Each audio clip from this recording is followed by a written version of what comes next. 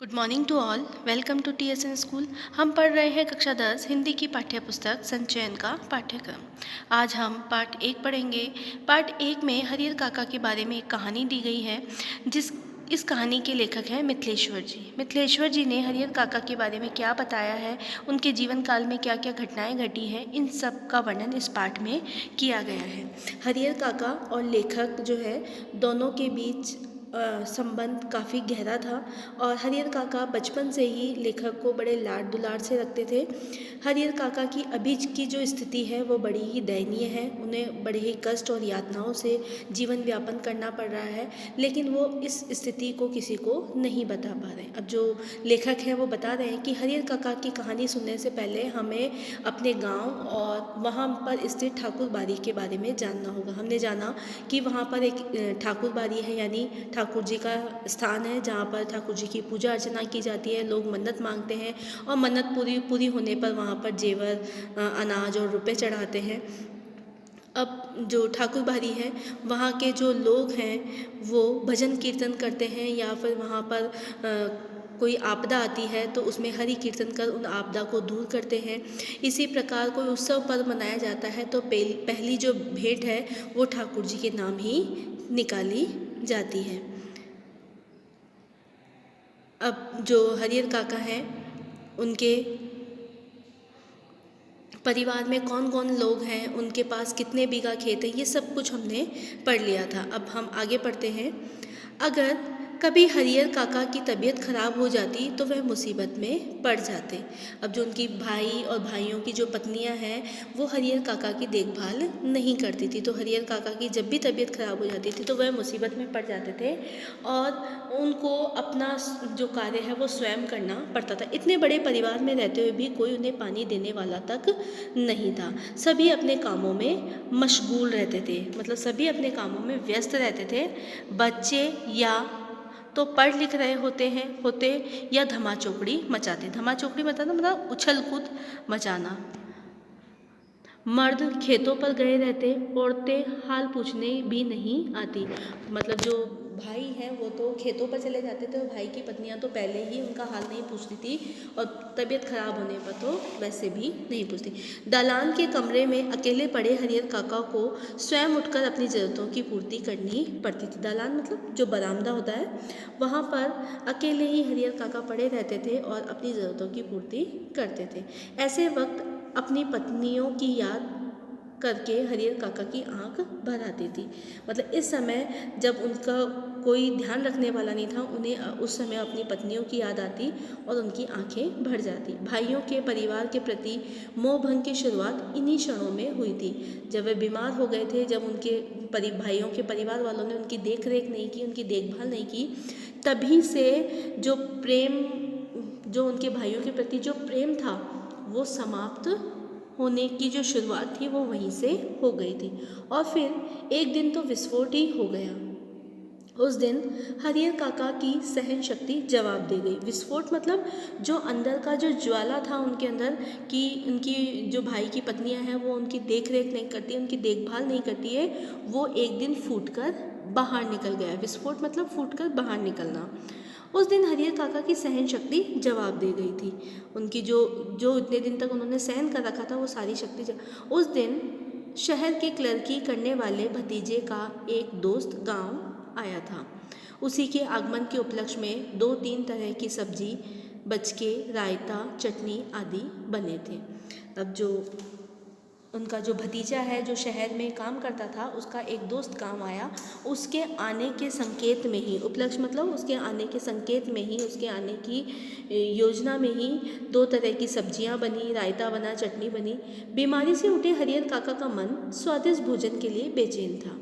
मन ही मन उन्होंने अपने भतीजे के दोस्त की सराहना की। सराहना मतलब उसकी प्रशंसा की मन ही मन, कि उसकी वजह से आज हमें भी स्वादिष्ट भोजन खाने को मिलेगा, जिसके बहाने उन्हें अच्छी चीज़ें खाने को मिलने वाली थी। लेकिन बातें बिल्कुल विपरीत हुई। लेकिन जो हरिहर काका अपने मन में सोच रहे थे कि आज उन्हें भी अच्छा खाना मिलेगा, ये सारी बातें उसके विपरीत हुई। सबों ने खाना खा लिया, उनको कोई पूछने तक नहीं आया। उनके तीनों भाई खाना खाकर खलियान में चले गए। दवनी हो रही थी। दवनी का बताया था मैंने आपको, गेहूँ जो निकालने की जो प्रक्रिया होती है, गेहूँ धान निकालने की, उसे तो वो कह रहे हैं कि उनके जो भाई हैं उन्होंने भी खाना खा लिया और वो खेत खलियान में चले गए। वे इस बात के प्रति निश्चिंत थे कि हरियर काका को तो पहले ही खिला दिया होगा। उनके जो भाई थे वो हरियर काका से पूछने तो नहीं आए, लेकिन इस बात से निश्चिंत थे कि शायद हरियर काका को पहले ही खिला दिया गया होगा। अंत में हरियर काका ने स्वयं दलान के कमरे से निकल हवेली में प्रवेश किया। तब उनके छोटे भाई की पत्नी ने रूखा सूखा खाना लाकर उनके सामने परोस दिया, भात, मट्ठा और अचार। अब जो हरियर काका है थक हार कर स्वयं दलान से हवेली की तरफ गए। तब उनके छोटे भाई की पत्नी ने उनको ऐसा खाना परोसा जो उनकी उम्मीद से बिल्कुल विपरीत था। बस हरियर काका के बदन में तो जैसे आग लग गई।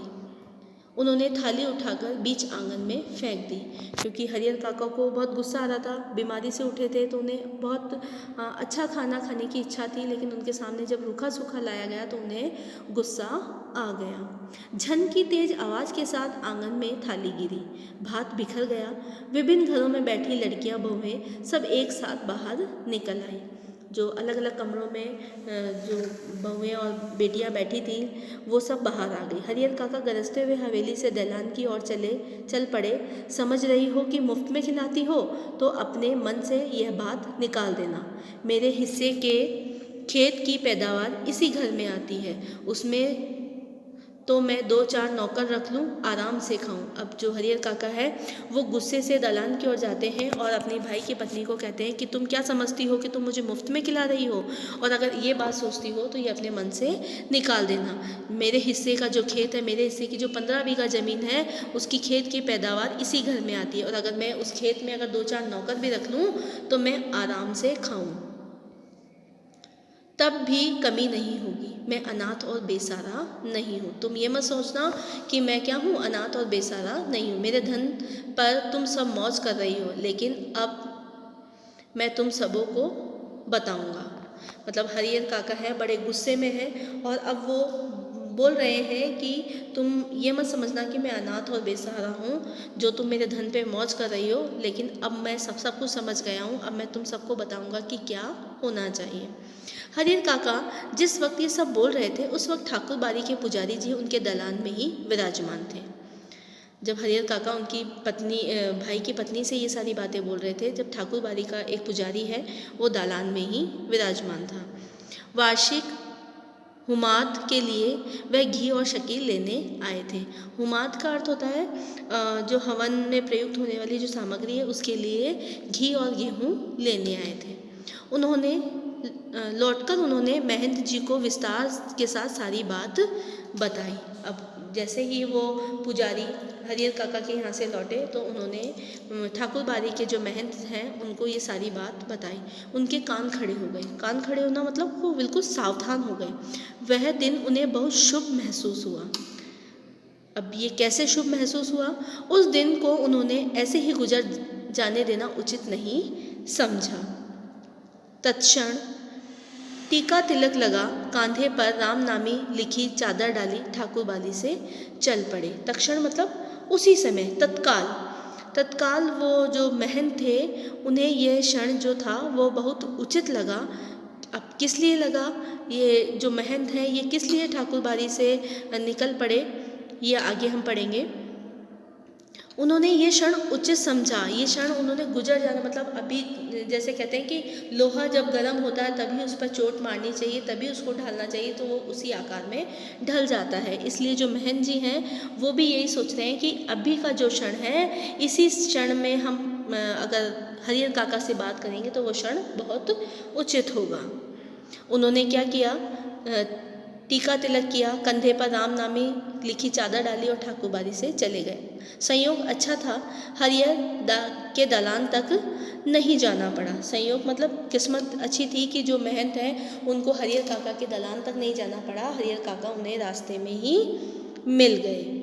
गुस्से में घर से निकल वह खलियान की ओर जा रहे थे, मतलब अपने भाइयों के पास जा रहे थे, लेकिन महंत जी ने उन्हें खलियान की ओर नहीं जाने दिया। अपने साथ ठाकुर बाड़ी पर लेते आए। अब जो महंत हैं उन्होंने उन्हें खलियान की तरफ नहीं जाने दिया, क्योंकि वह हरिहर काका गुस्से में थे, इसलिए वो उनको कहाँ ले आए, ठाकुर बाड़ी में ले आए। फिर एकांत कमरे में उन्हें बैठा खूब प्रेम से समझाने लगे, हरिहर यहाँ कोई किसी का नहीं है। एकांत मतलब खाली कमरे में उन्हें बैठाया और फिर बड़े प्यार से उन्हें समझाया कि हरिहर यहाँ कोई किसी का नहीं है, सब माया का बंधन है। माया मतलब धन का, मोह माया का बंधन है। तू तो धार्मिक प्रवृत्ति का आदमी है, मतलब पहले तो तू ठाकुरबाड़ी में आके पूजा पाठ करता था, तुम तो धार्मिक प्रवृत्ति के आदमी हो। मैं समझ नहीं पा रहा हूँ कि तुम इस बंधन में कैसे फंस गए हो।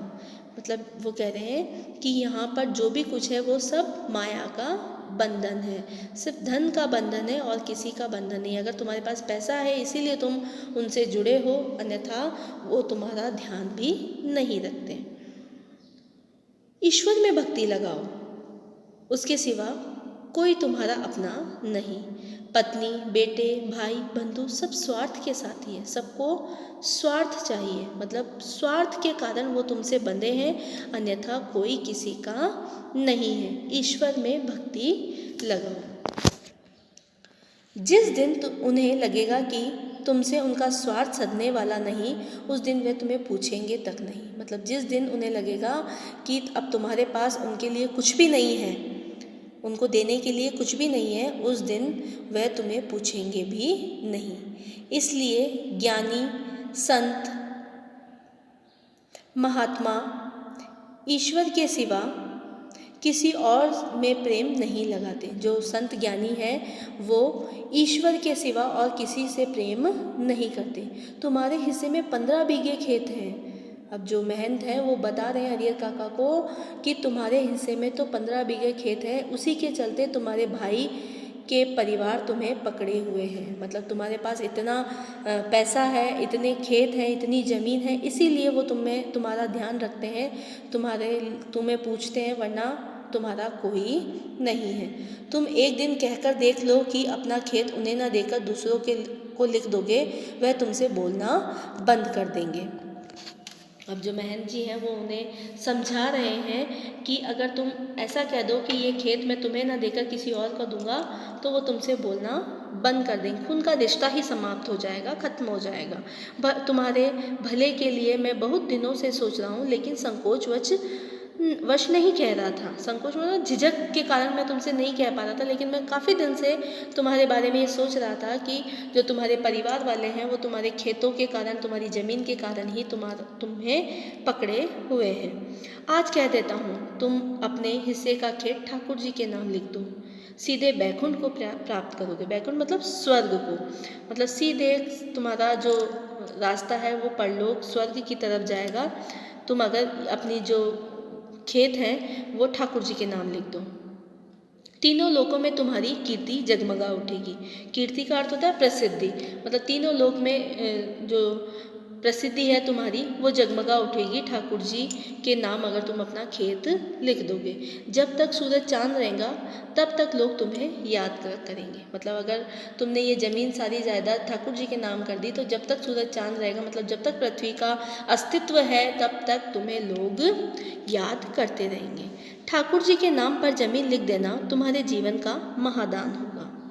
साधु संत तुम्हारे पाँव पखारेंगे। पाँव पखारना मतलब साधु संत भी हैं जो तुम्हारे पाँव धोएंगे, सभी तुम्हारा यशोगान गाएंगे, मतलब सभी जगह तुम्हारी कीर्ति हो जाएगी, तुम्हारी प्रसिद्धि हो जाएगी, सभी तुम्हारा गुणगान करेंगे, तुम्हारा यह जीवन सार्थक हो जाएगा। अगर तुम ठाकुर बाड़ी के नाम ज़मीन लिख देते हो, ठाकुर जी के नाम ज़मीन लिख देते हो, तो तुम्हारा ये जो जीवन है वो सार्थक हो जाएगा, सही मायने में तुम्हारा जीवन कहलाएगा। अपनी शेष ज़िंदगी तुम इसी ठाकुर बाड़ी में गुजारना, तुम्हें किसी चीज़ की कमी नहीं होगी। एक मांगोगे तो 4 हाजिर की जाएगी। हम तुम्हें सिर आंखों पर उठाकर रखेंगे, ठाकुर जी के साथ साथ तुम्हारी भी आरती लगाएंगे। अब जो महंत जी हैं वो हरिहर काका को समझा रहे हैं कि अगर तुम ठाकुर जी के नाम ज़मीन लिख देते हो तो तुम्हारी जो सारी ज़िंदगी है वो सार्थक हो जाएगी और तुम यहीं पर अपना जीवन गुजार सकते हो, तुम्हें किसी चीज़ की कोई कमी नहीं होगी। अगर तुम एक चीज़ मांगोगे तो ईश्वर तुम्हें 4 चीज़ देंगे। और जो यहाँ के जो साधु संत हैं वो भी तुम्हारी पूजा अर्चना करेंगे, ठाकुर जी के साथ साथ तुम्हारी भी आरती लगाएंगे, यानी तुम्हारा भी यशोगान गाएंगे। भाई का परिवार तुम्हारे लिए कुछ नहीं करेगा। पता नहीं पूर्व जन्म में तुमने कौन सा पाप किया था। अब जो महन जी हैं वो बता रहे हैं कि क्या पता तुमने पूर्व जन्म में कोई पाप किया हो, इसलिए तुम्हारी दोनों पत्नियां जो है मृत्यु से पहले ही मृत्यु को प्राप्त हो गई और तुमने औलाद का मुंह तक नहीं देखा। अपना यह जन्म तुम अकारत ना जाने दो, मतलब अकारण ही जो तुम्हें यह जन्म मिला है इसको भी व्यर्थ ना जाने दो। कुछ ऐसा कार्य करो जिससे तुम्हारा यह जन्म सिद्ध हो जाए। ईश्वर को एक भर दोगे तो 10 भर पाओगे। मैं अपने लिए तो तुमसे मांग नहीं रहा, तुम्हारा यह लोक और परलोक दोनों बन जाएंगे। इसकी राह मैं तुम्हें बता रहा हूँ। अब जो लेखक हैं वो ये बताना चाह रहे हैं कि जो महंत और हरिहर काका के बीच की जो बातचीत है उसमें बता रहे हैं कि महंत जी किस प्रकार से हरिहर काका को समझा रहे हैं कि तुम्हारा जीवन किस प्रकार सार्थक हो सकता है। जब तुम ईश्वर की आराधना करोगे, ईश्वर को सब कुछ समर्पित कर दोगे तो ईश्वर तुम्हें उसके बदले में 10 गुना देगा।